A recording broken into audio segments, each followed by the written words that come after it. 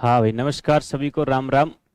आज हम जो बात करने वाले आपकी व्याकरण शिक्षण की अगली जो विधि है, इससे पहले हमने पढ़ ली थी आगमन और निगमन विधि के बारे में अध्ययन कर लिया था। अब बात करने वाले भाषा संसर्ग जो विधि आती उसके बारे में चर्चा करने वाले। तो भाषा संसर्ग विधि, तो हेडिंग डालिएगा, नाम है भाषा संसर्ग विधि। भाषा संसर्ग विधि, भाषा संसर्ग विधि।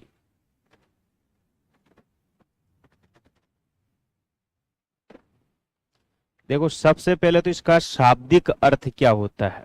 भाषा संसर्ग विधि में क्या संसर्ग का शाब्दिक अर्थ क्या होता है। संसर्ग का शाब्दिक अर्थ, शाब्दिक अर्थ।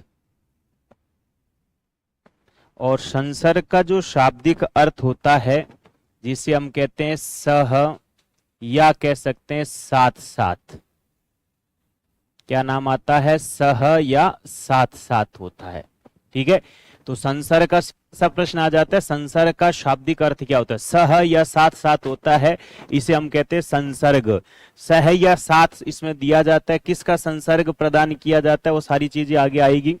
नेक्स्ट बात करते हैं अर्थात। अर्थात यह एक ऐसी, यह एक ऐसी विधि है, यह एक ऐसी विधि है जिसमें जिसमें संसर्ग के द्वारा, संसर्ग के द्वारा सिखाया जाता है, संसर्ग के द्वारा सिखाया जाता है।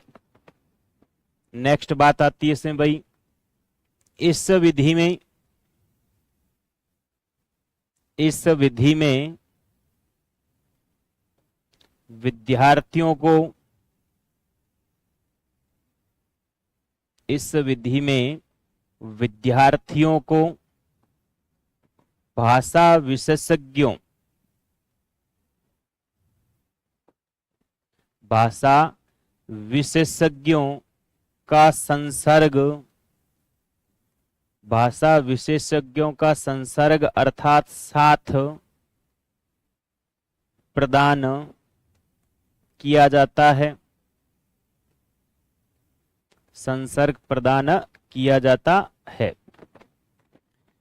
बालक उनके वातावरण में रहता है, बालक उनके वातावरण, बालक उनके वातावरण में रहता है और विशेषज्ञों, और विशेषज्ञों के द्वारा, के द्वारा किए जाने वाले, किए जाने वाले शुद्ध उच्चारण, शुद्ध उच्चारण, शुद्ध उच्चारण को सुनता है, शुद्ध उच्चारण को सुनता है। नेक्स्ट बात करें, शुद्ध उच्चारण को सुनता है।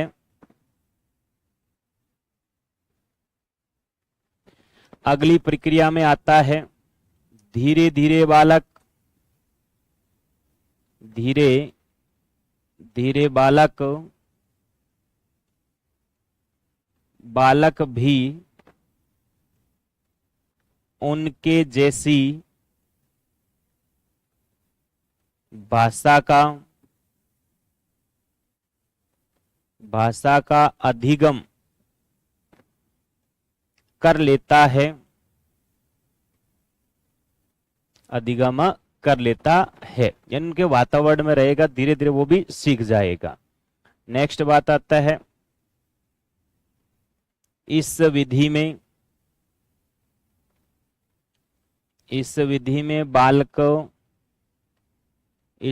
में बालकों को ऐसे लेखकों की रचना पढ़ने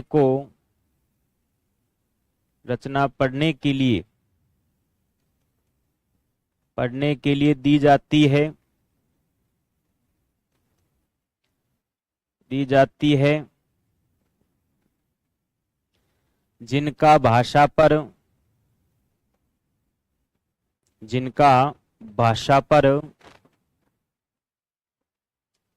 पूर्ण अधिकार है। भाषा पर क्या होता है भाई? पूर्ण अधिकार है।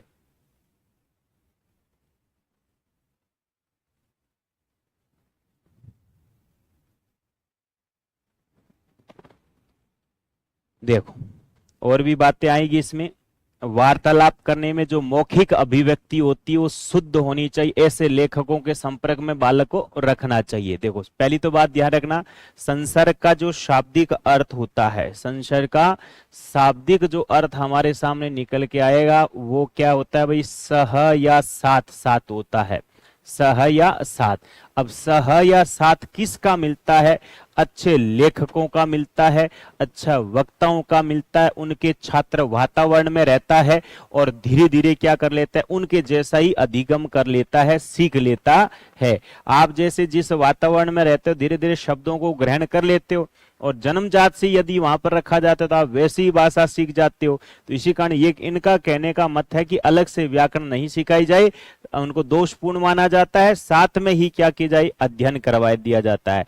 इस विधि में बालकों को ऐसे लेखकों की रचना पढ़ने के लिए दी जाती जिनका भाषा पर क्या होता है? पूर्ण अधिकार होता है। यदि वार्तालाप का भी अवसर मिलता है छात्रों को तो जो शुद्ध भाषा बोलने वाले छात्र होते हैं या वक्ता होता है उनके साथ उनसे क्या करवाई जाती है? वार्तालाप करवाई जाती है।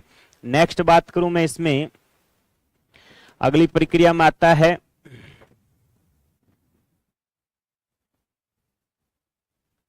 बालकों को ऐसे लोगों के साथ वार्तालाप करने का अवसर दिया जाता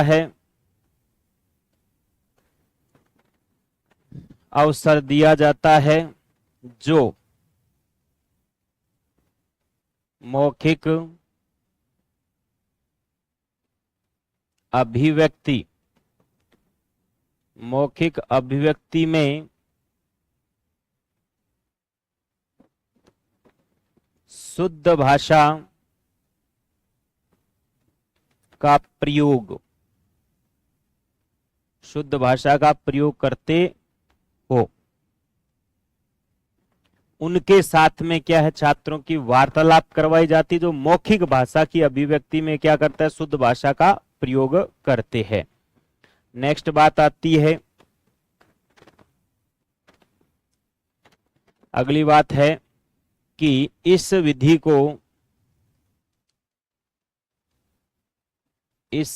को मानने वालों का कथन है कि अलग से व्याकरण की शिक्षा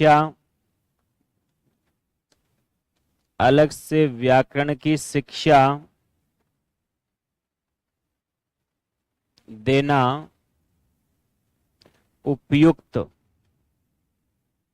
नहीं होता है।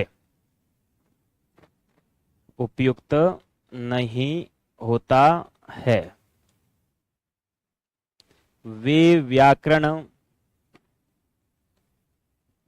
की शिक्षा वे व्याकरण की शिक्षा को दोषपूर्ण मानते हैं। भाषा संसर्ग के जो विशेषज्ञ हैं, व्याकरण शिक्षण को अलग से पढ़ाया जाए उनको क्या मानते हैं? दोषपूर्ण माना जाता है। इनका कहने का मत यही है कि भाषा के साथ साथ में संसर्ग साथ साथ में सिखा दिया जाए। संसर्ग जिसके वातावरण में रहकर सीखने की कोशिश करेगा वही व्याकरण शिक्षण होना चाहिए, अलग से इसको हम नहीं मानते हैं। ठीक है, नेक्स्ट आता है, इस विधि का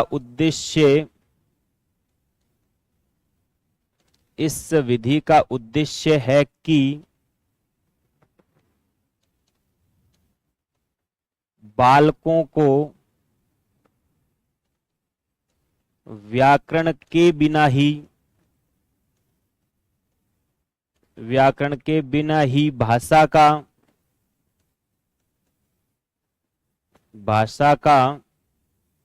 शुद्ध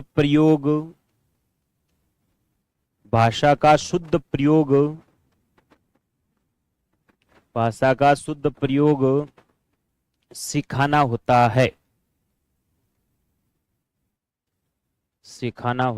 है। अर्थात व्यवहारिक भाषा का बोध होता है।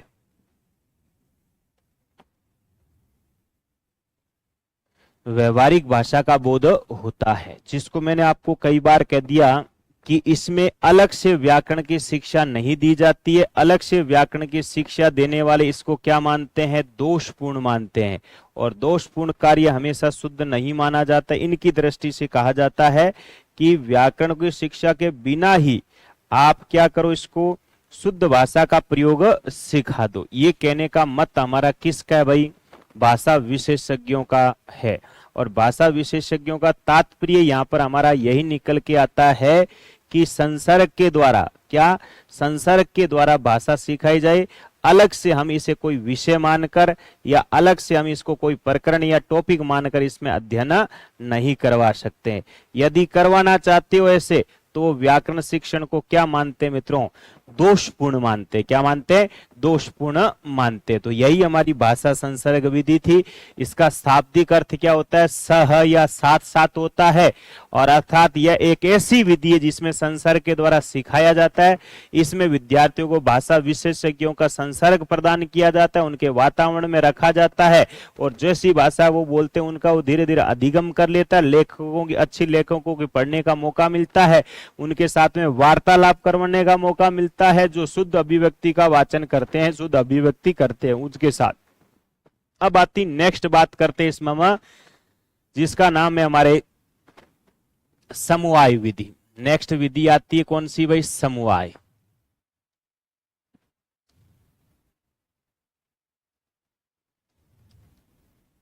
समवाय विधि।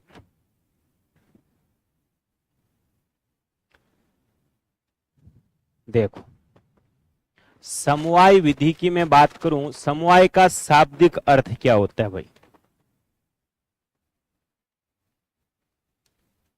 समवाय का शाब्दिक अर्थ,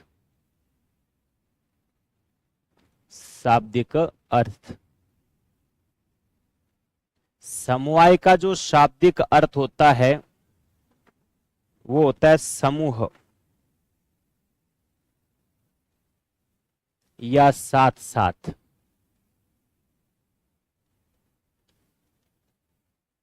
समूह या साथ साथ होता है।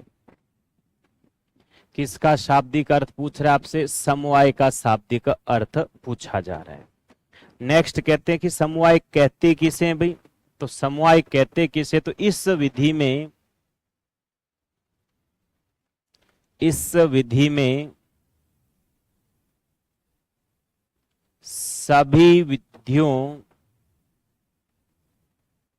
सभी विधियों का अध्ययन, सभी विधियों का अध्ययन एक साथ करवाया जाता है, एक साथ करवाया जाता है। इस कारण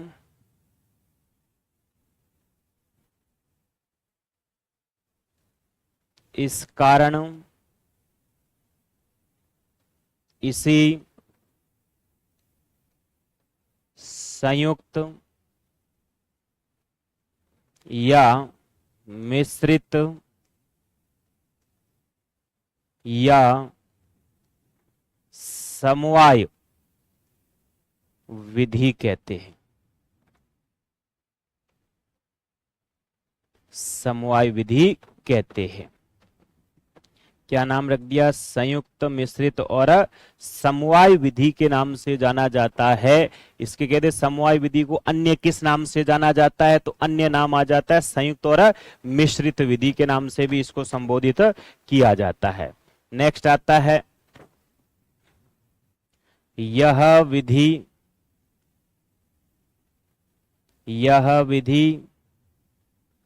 पाठ के सभी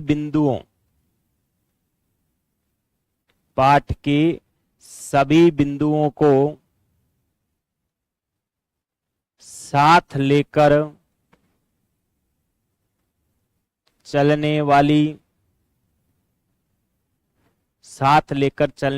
विधि है। सभी बिंदुओं को साथ लेकर चलने वाली विधि है, क्योंकि इसमें कहते हैं सभी विधियों का ज्ञान अध्ययन एक साथ करवाया जाता है। संयुक्त विधि है, मिश्रित विधि है, समवाय विधि है। ठीक है, यह विधि रचना शिक्षण व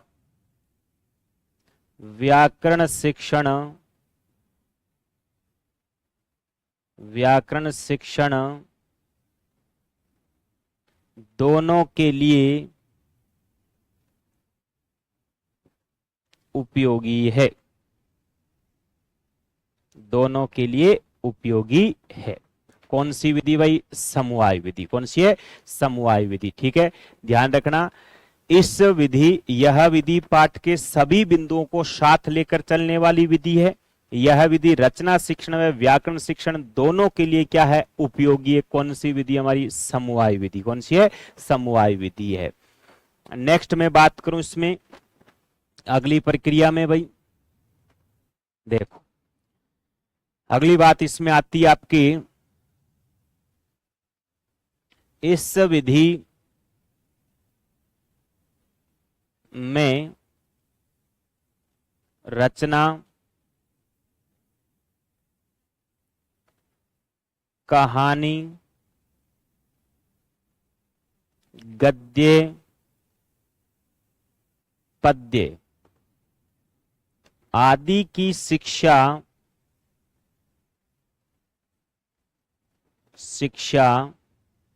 देने के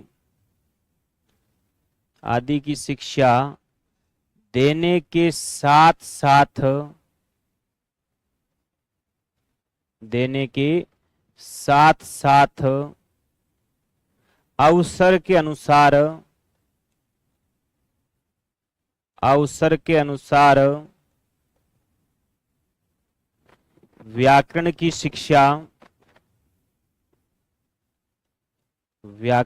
शिक्षा प्रदान करनी चाहिए। यानी जहां पर आप गद्य, पद्य, कहानी, रचना वगैरह पढ़ा रहे हो, बीच में कोई बिंदु आ जाता है, उसको वहीं पढ़ाया जाता है, साथ में लेकर चलाई जाती है, उसे ही हम क्या कहते हैं? समवाय विधि के नाम से जाना जाता है। अवसर के अनुसार क्या होता है? अवसर के अनुसार व्याकरण की शिक्षा प्रदान करनी चाहिए। ये बात दोबारा पढ़ेंगे, इसको नेक्स्ट में हम एक बार लिख लेते हैं पूरी। देखो नेक्स्ट में बात करूं, इसमें लिखो आप एक बार।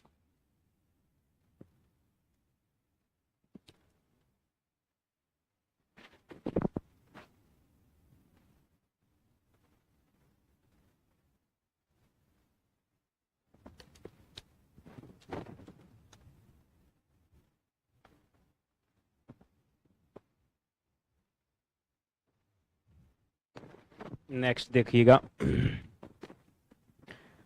नेक्स्ट में बात करूं इसमें तो क्या आती है, यदि अध्यापक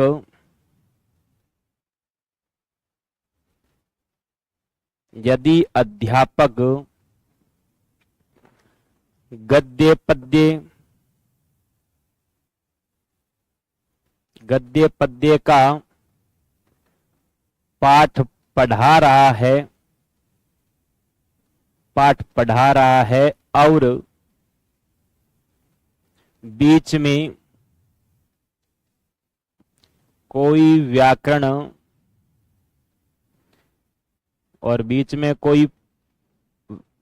व्याकरण का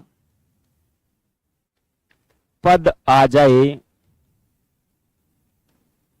कोई व्याकरण का पद आ जाए तो उसे वहीं समझा देना चाहिए,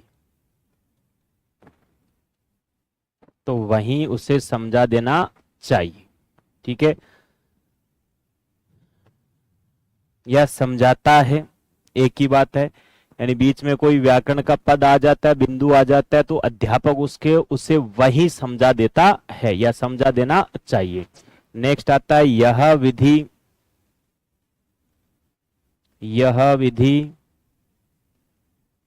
भाषा के लिए सर्वाधिक उपयोगी होती है, भाषा के लिए सर्वाधिक उपयोगी विधि होती है। नेक्स्ट आता है पाठ्यक्रम को साथ लेकर चलने वाली विधि है, पाठ्यक्रम को साथ लेकर चलने वाली विधि है, कौन सी? वही समवाय विधि है। नेक्स्ट प्रक्रिया में आ जाता है, इसमें छात्र व शिक्षक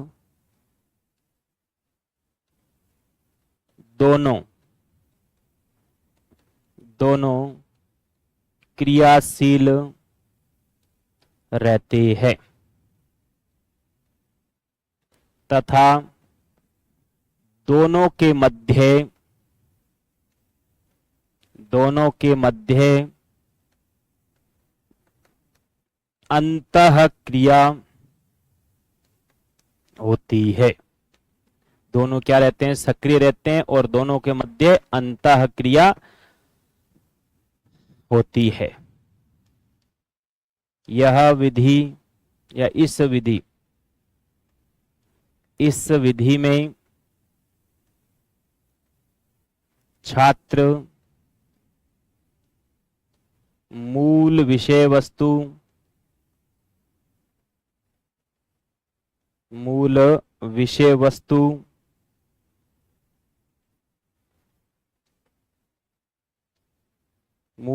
वस्तु से भटक जाता है, यानी कभी संधि में, कभी समास में, कभी उपसर्ग में, कभी प्रत्यय में, कभी लिंग, वचन, काल, कारक, संज्ञा, सर्वनाम, विशेषण घूमता रहता, फिरता नहीं, स्थायी इसमें तो यानी क्रमबद्ध व्यवस्थित ज्ञान की प्राप्ति नहीं होती, तो मूल विषय वस्तु से भटक जाता है। इस विधि में ज्ञान को सुव्यवस्थित व क्रमबद्ध तरीके से प्रस्तुत नहीं किया जाता है, प्रस्तुत नहीं किया जाता है। नेक्स्ट बात है, इसमें व्याकरण का कोई तार्किक क्रम नहीं होता है, तार्किक क्रम नहीं होता है, ये बात ध्यान रखना। यानी व्याकरण का कोई तार्किक क्रम इसमें नहीं होता, उल्टा सुल्टा, जैसे भी मैंने अभी कहा ना, कोई सा टॉपिक कभी भी पढ़ा दिया जाता है, कैसे भी आ जाता है। जैसे आप कोई भी टॉपिक पढ़ रहे हो, बीच में नाम आ गया, मान लो बीच में क्या है आपके नाम, सर्वाधिक शब्द आ गया, तो पूछ लेता है कि सर्वाधिक शब्द में संधि कौन सी है, सर्वाधिक शब्द में उपसर्ग कौन सा है, या पूछ ले सर्वाधिक शब्द किस से मिलकर बना हुआ है, तो भटक जाता है अलग अलग टॉपिक में। सर्वाधिक शब्द में विशेषण शब्द है, कोई संज्ञा शब्द है, सर्वनाम शब्द है, कौन सा शब्द है सर्वाधिक शब्द, तो ऐसे आपसे इसके बारे में पूछता है, तो वहां पर दिक्कत उत्पन्न होनी शुरू हो जाती है कि आप एक टॉपिक पढ़ा रहे थे, उसको छोड़ दिया और कुछ ही अन्य टॉपिक में घुस गए। कभी कभार होता है ना, कोई शिक्षक पढ़ाते पढ़ाते क्या होता है, बातों बातों में दूसरे सब्जेक्ट में घुस जाता है, ज्ञान देना शुरू कर देता है, तो वैसी स्थिति वाली बात होती है। यानी वो जानबूझकर ही ऐसे घूम जाता है, उसकी बस की नहीं होती वाणी, यानी वापस उस विषय वस्तु में लाता है, तब तक पीरियड पूरा हो जाता है, घंटा पूरा हो जाता है, और कालांश पूरा होता है, आप दूसरी कक्षा में चले जाते हो, तो समय पर क्या होता है, पाठ्यक्रम पूरा नहीं हो पाता है। तो ये हमारी कौन सी विधि थी भाई, समवाय। समवाय का शाब्दिक अर्थ क्या होता है भाई, पहली बात तो ध्यान रखना, किसका पूछ रहा है भाई, समवाय का शाब्दिक अर्थ पूछ रहा है। समवाय का शाब्दिक अर्थ होता है समूह या साथ होता है। इस विधि में सभी विधियों का अध्ययन एक साथ करवाया जाता है, इसी कारण संयुक्त विधि या समवाय विधि है। एक बात ध्यान रखना, ये रचना शिक्षण तथा व्याकरण शिक्षण, किसकी कह रहा है बात, रचना शिक्षण व व्याकरण शिक्षण दोनों के लिए उपयोगी। आगे रचना शिक्षण पढ़ेंगे, उसमें आपके 3 प्रकार की आएगी रचना शिक्षण, लगभग 20 विधियों के समाहित इसमें आपकी विधियां होती है, ठीक है, और दोनों के लिए उपयोगी है। इसमें गद्य पद्य कहानी आदि जो रचना कहानी आ जाती है, उसके साथ साथ अवसर के अनुसार व्याकरण की शिक्षा दी जाती है।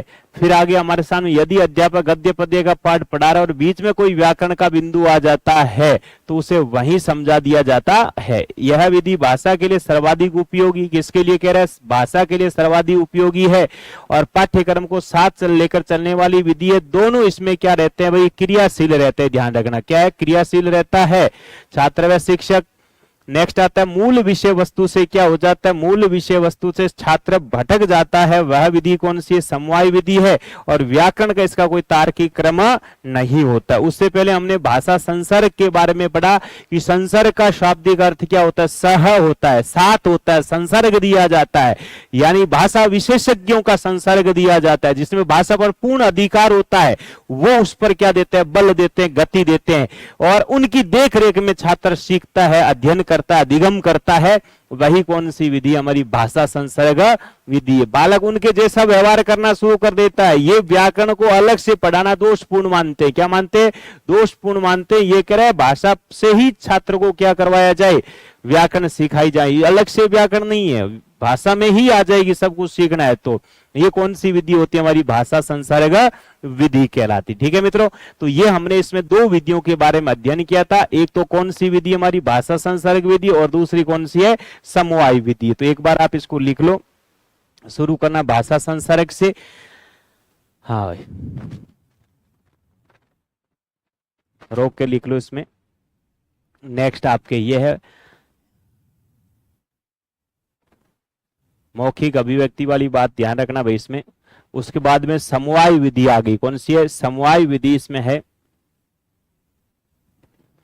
तो ये समवाय विधि के बारे में भी हमने अच्छी तरीके से पढ़ लिया। तो भाषा संसर्ग विधि और समवाय विधि, ये 2 विधियां हमारे सामने, आपके सामने निकल के आई है भाई, ठीक है। तो अगली विधि हम बात करेंगे आपके, नेक्स्ट विधियों के बारे में भी अध्ययन करेंगे। उससे पहले हम इस अंक में आपसे कहना चाहते हैं कि इतनी है विधि, जिसमें आपने एक आगमन पढ़ ली, दूसरी कौन सी है, निगमन विधि के बारे में भी अध्ययन कर लिया। सूत्र विधि वगैरह आप संस्कृत भाषा में पढ़ते हो, ठीक है, तो वो सूत्र प्रणाली आपने इसमें भी पढ़ लिया था, आपके किसके, निगमन विधि वगैरह में पढ़ा था सूत्र प्रणाली। तो वही बात है, उसमें घुमा फिरा के अलग अलग करोगे तो एक ही बात है कि प्रश्न एक तो आपका इसमें परिभाषाओं में से आता है भाई, किसमें, परिभाषाओं में। आपको विशेष रूप में पहले जायसी के अनुसार, लेंडन के अनुसार, ठीक है, ये परिभाषा पढ़ना। पतंजलि के अनुसार व्याकरण शिक्षण को क्या कहा था, कुमार घड़े वाली बात याद रखना। उसके बाद में आपने किसके अनुसार पढ़ा था भाई, पतंजलि के अनुसार पढ़ ली थी, ठीक है, लेंडन के अनुसार भी पढ़ ली थी। सारी चीजें जो आपने पहले पढ़ी थी उसको अध्ययन करना अच्छी तरीके से। अगली कक्षा में बात करेंगे। इस अंक में बस इतना ही। सभी को नमस्कार, राधे राधे, जय हिंद।